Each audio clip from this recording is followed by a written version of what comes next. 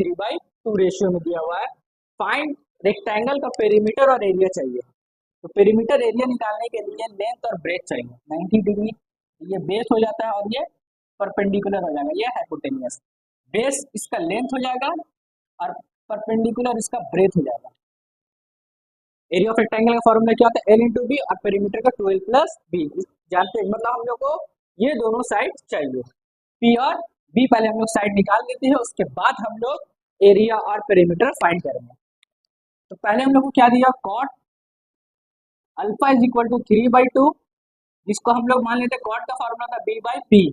अब हम बताए थे कि जब भी रेशियो के फॉर्म में हम डायरेक्ट भी बना सकते हैं, के का भी मान के बना सकते हैं, क्योंकि यहाँ ऑलरेडी हाइपोटेनियस का वैल्यू एक वैल्यू अगर दे चुका है और दो रेशियो में देगा तो हमेशा के मान लीजिएगा।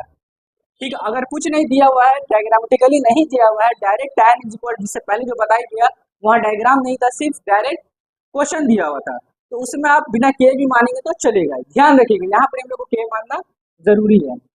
Late P B 2k and B B 3k, मतलब p का वैल्यू 2k मान लिया और b का वैल्यू 3k हम लोग के रेशियो के फॉर्म में मान लिए। ठीक है, तो अब बाय यूजिंग पाइथागोरस थ्योरम होता है h² is equal to p² plus b²। Hypotenuse कितना है, 15 का स्क्वायर, ये ओरिजिनल वैल्यू दिया हुआ और बाकी रेशियो के फॉर्म में दिया हुआ, तो इसीलिए इसमें k माना गया। p हो गया आपका 2k² और b हो गया आपका 3k²। 4k², 3k² कितना, 9k², 15 का स्क्वायर 225, 9 प्लस 4 13k²। 13 मल्टीप्लाई में कहाँ चला जाएगा, वो डिवाइड में, और स्क्वायर से रूट चढ़ जाएगा, यहाँ के बच जाएगा। के का वैल्यू 225, 15 का और रूट 13 वैसे रह जाएगा।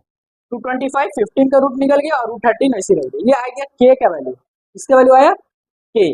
अब के से निकालेंगे हम लोग पी और बी का वैल्यू। पी का वैल्यू को क्या माने हम लोग, 2k, 2 इंटू 15/√13, तो 15 टू ज़ा 30√13 हो गया। और b का वैल्यू 3 के माने हैं, 3 इंटू 15/√13, और इसका वैल्यू आ गया 45√13। मतलब इसका वैल्यू कितना आ गया, मतलब ये हो गया बेस, मतलब लेंथ हो गया हम लोग का, बेस हो गया हम लोग का 45√13 और ये हो गया 30√13। अब हम लोग को पता है पेरीमीटर का फॉर्मूला क्या होता है, पेरीमीटर ऑफ रेक्टेंगल, ये निकालेंगे।